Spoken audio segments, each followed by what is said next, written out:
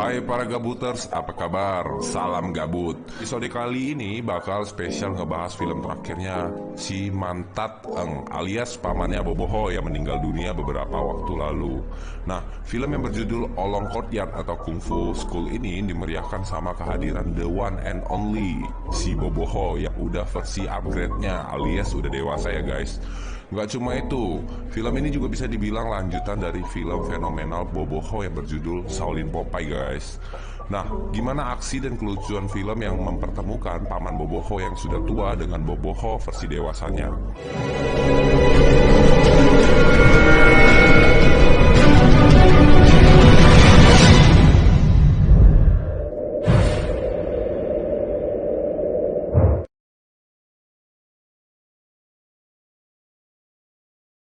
Film dimulai dengan adegan di sebuah kuil. Ada dua orang ninja yang masuk ke kuil tersebut.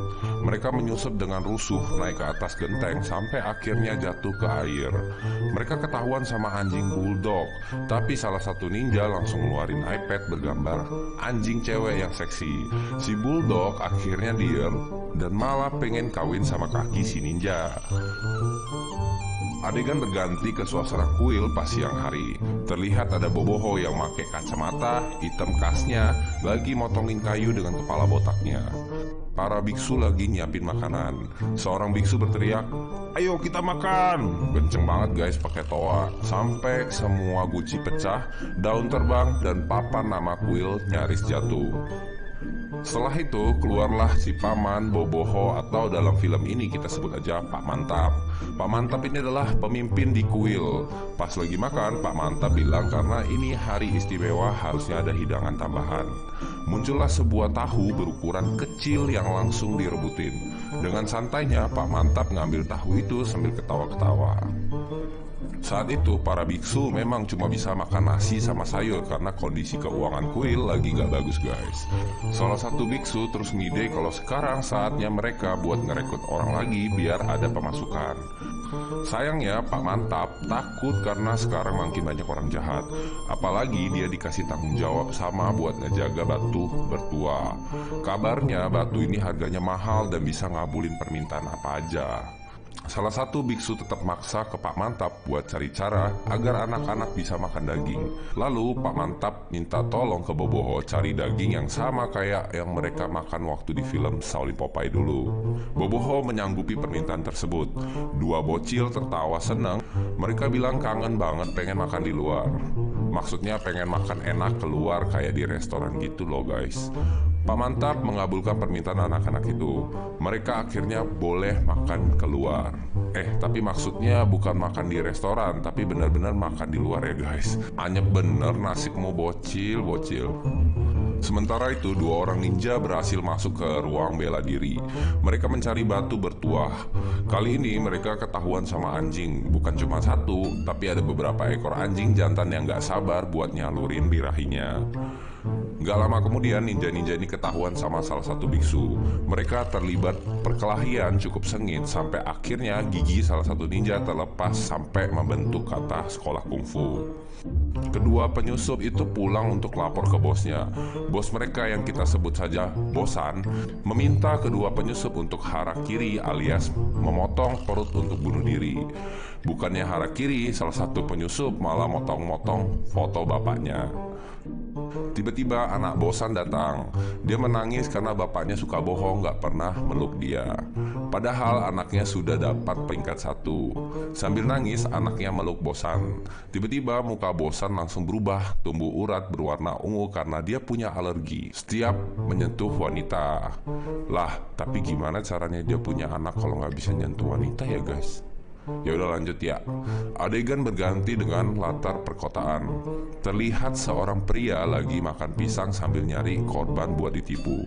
Kita sebut saja pria ini namanya Tuti alias tukang tipu.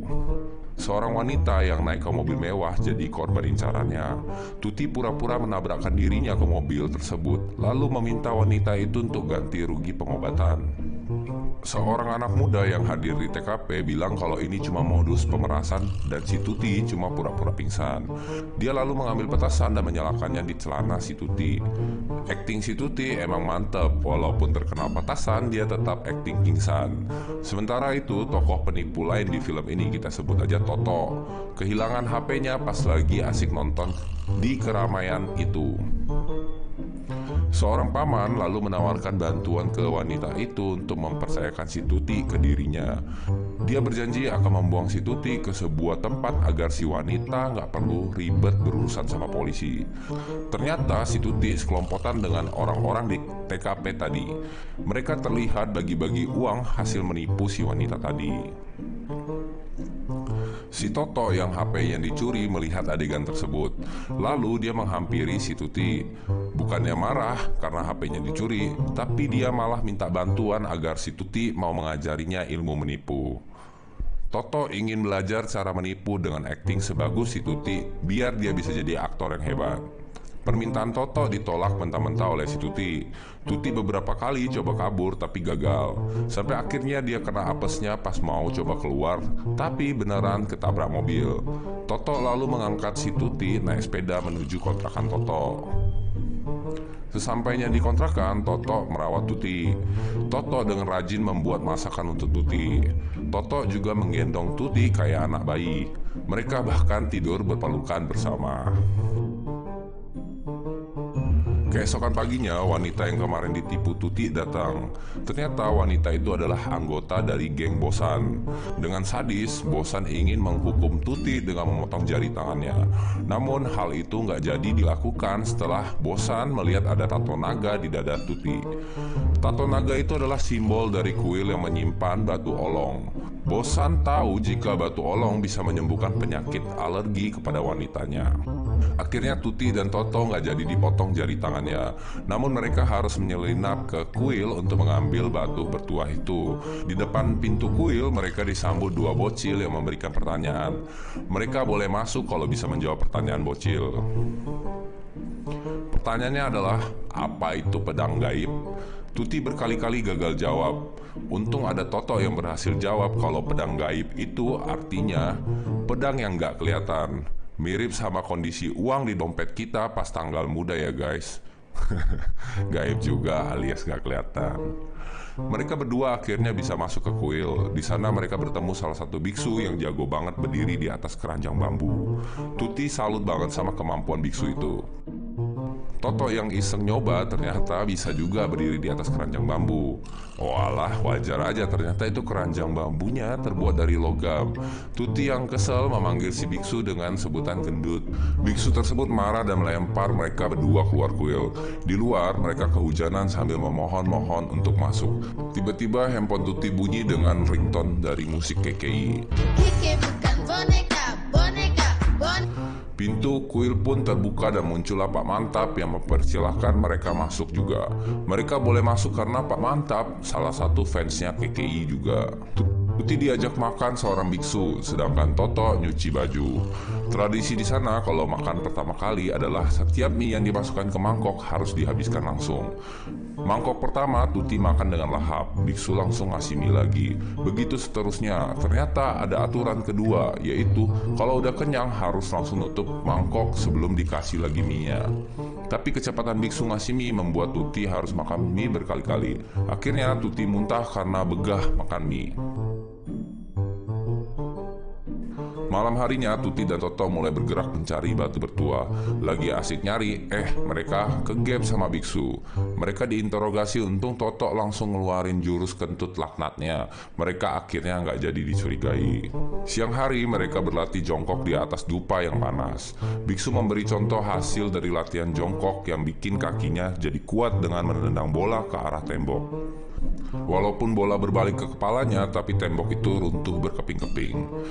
Tuti lalu membuat rencana meracuni makanan para biksu di kuil. Setelah makan, para biksu langsung mati. Toto sedih melihat hal tersebut. Tiba-tiba Pak Mantap berubah jadi zombie. Biksu lain pun ikut berubah jadi zombie. Waktu jadi zombie, para biksu itu tetap lanjut makan nasi. Untung itu cuma mimpi ya guys. Saat mancing ikan di sungai, Pak Mantap mengajak murid-muridnya selfie. Tiba-tiba datang seorang wanita cantik, kita sebut saja Nisa.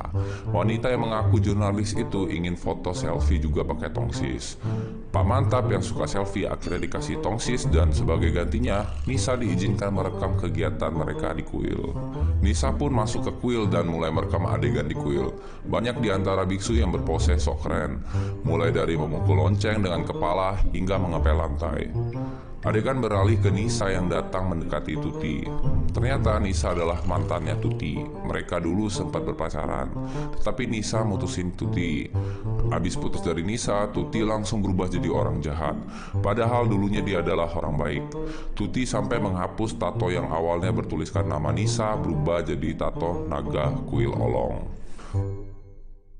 Tuti dan Toto kembali melanjutkan rencana mereka mengambil batu bertua.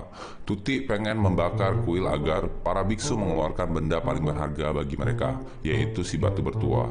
Tuti dan Toto rebutan kasih korek yang udah dibakar. Korek itu lalu jatuh di luar dan membakar dengan cepat rumah para biksu. Tuti berteriak membangunkan biksu dan meminta mereka semua keluar. Apesnya Tuti terkena patahan kayu dari atas atap. Tuti yang pingsan diberi napas buatan oleh Pak Mantap hingga akhirnya siuman. Ketika siuman, Tuti merasa ternodai karena bibirnya dicipok kakek-kakek. Namun Tuti terharu saat Pak Mantap bilang bahwa mereka ini adalah keluarga. Dia sangat menyesal karena udah ngebakar rumah orang yang menyebutnya sebagai keluarga. Tuti, Toto, dan para biksu akhirnya bekerja sama membangun kembali rumah yang terbakar. Setelah rumah terbangun, mereka asik selfie bareng pakai tongsis. Pada malam harinya, Nisa bertanya kapan ulang tahun si bocil, tapi bocil menjawab, "Nggak mau." Toto lalu menanyakan hal yang sama kepada Tuti. Tuti bilang dia juga nggak tahu tanggal lahirnya, tapi dia ingat di formulir penerimaan murid di kuil, dia mengisi hari ulang tahunnya ngasal, yaitu 11 November. Kebetulan hari itu tepat tanggal 11 November. Dia berharap para biksu menyiapkan kejutan ultah buatnya. Adegan lanjut ke Tuti dan Toto yang lagi asik ngemil krim yang mereka kira krim untuk kue ulang tahun. Ternyata itu adalah krim untuk motong jenggot. Di atas meja makan, Tuti berusaha kasih kode ke para biksu tentang hari spesialnya hari ini. Salah seorang biksu menjawab ini adalah hari spesial, yaitu 11.11, hari di mana banyak diskon belanja online. Toto menjawab bukan itu maksudnya. Pak Mantap mengerti lalu dia menjawab kalau tanggal 11 adalah hari ulangan sinetron Ikatan Cinta versi Mandarin. Mereka pun nonton sinetron tersebut bersama-sama. Saat lagi sedih-sedihnya, Toto menyanyikan lagu ulang tahun dengan menyalakan sebatang korek. Namun korek itu mati dan Tuti malah marah-marah. Sayup-sayup dari luar terdengar bocil nyanyi lagu ultah. Ternyata para biksu menyajikan kejutan ultah untuk Tuti. Tuti terharu karena baru kali ini ada yang merayakan ultahnya sebagai satu keluarga. Suatu malam, Tuti mencoba menelpon Bosan. Bosan yang ditelepon langsung marah-marah dan mengancam akan menghabisi Tuti dan Toto. Bosan mengancam akan menghabisi semua orang di kuil itu. Percakapan mereka didengar oleh Nisa yang menguping sejak tadi. Nisa ngajak balikan dan cerita kalau tujuannya datang ke sini karena dia dijanjikan Bosan akan bertemu anaknya kalau bisa menemukan batu bertua. Tuti yang sudah terlanjur kecewa dengan Nisa tetap gak bisa menerima Nisa kembali. Pak Mantap mendengar semua percakapan Nisa dan Tuti. Kisah tersebut mengingatkan kisah cintanya sewaktu masih muda. Lagi-lagi ini flashback kisah dari film Shaolin Temple ya guys. Pak Mantap meminta Tuti untuk melupakan masa lalu dan turun gunung untuk kembali ke keluarganya. Pagi hari saat Tuti dan Toto mau pergi dari kuil, tiba-tiba ada serangan dari geng Bosan. Bosan yang sudah bosan menunggu batu bertuah memilih menyerang kuil. Lalu Bosan menembak Pak Mantap dengan pistol. Salah satu anak buah Bosan lalu menyandera bocil-bocil. Sementara itu Tuti dan Toto mengintip dari balik rumah. Kedua bocil lalu mengantar geng Bosan menuju batu bertua. Salah satu bocil berupaya melawan geng Bosan. Baju bocil tersebut sobek dan terlihat tato bertulisan Liang. Nisa yang melihat nama Liang langsung ingat dengan anak yang dia cari-cari. Kedua bocil berhasil lari dari cengkeraman geng Bosan. Bocil-bocil tersebut ngerjain penjahat dengan menekan tombol-tombol di arena bela diri itu. Para penjahat lalu menyandera Nisa dan mengancam akan menghabisi Nisa jika kedua bocil gak keluar. Tidak disangka muncullah seorang biksu kecil yang menendang para penjahat. Biksu itu gayanya mirip banget dengan Bruce Lee, guys. Nisa lalu mendekati bocil yang bertato liang. Dia memeluk anak tersebut sembari meminta maaf karena sudah menjadi ibu yang menelantarkan anaknya. Sementara itu, geng bosan sudah menyandera semua biksu. Tiba-tiba ada angin berputar, lalu muncullah sesosok kakek-kakek yang kita sebut saja kakek legendaris, yaitu kakek Sugiono. Dia adalah kakak dari Pak Mantap. Kakek Sugiono mengeluarkan ilmunya dan berhasil menghempaskan seluruh geng bosan. Kedatangan kakaknya ternyata bukan untuk menyelamatkan adiknya, tapi untuk meminta kode dari Batu Bertua. Kakek Sugiono lalu mengancam menghancurkan otak seorang biksu sebelum Pak Mantap memberitahu kodenya. Tuti dan Toto berlari sambil berteriak bak jagoan. Sayang, aksi mereka langsung gagal karena kakek Sugiono terlalu kuat. Aksi kakek Sugiono harus berhenti setelah ada timah panas menembus jantungnya yang ditembakkan dari belakang oleh Bosan. Saat Bosan mau beraksi lagi, tiba-tiba datang Boboho sambil membawa beberapa daging ayam. Boboho versi upgrade ini berhasil mengalahkan geng Bosan. Pak Mantap lalu mengambil batu bertuah dan membacakan kode mantra. Batu itu merah menyala dan mengeluarkan pusaran asap berbentuk naga. Mirip kayak naga di film Dragon Ball gitu loh. Setelah asap naga hilang, kakek Sugiono hidup kembali. Setelah kejadian itu, kakek Sugiono bikin film lagi. Enggak, maksudnya gini guys. Setelah kejadian itu, Bosan sadar dan mengakui kesalahannya. Bosan menangis dan meminta maaf ke Pak Mantap. Pak Mantap memaafkan dan mempersilahkan Bosan meminjam batu tersebut. Berkat bantuan batu, Bosan bisa memeluk anaknya tanpa perlu takut alerginya muncul. Sejak saat itu, Bosan berubah dari geng yang jahat jadi baik. Di akhir film, anggota komplotan penipu bertanya ke Tuti, kapan mereka akan nipu lagi? Namun Tuti udah hilaf dan berkata dia akan memulai lembaran baru jadi orang yang lebih baik.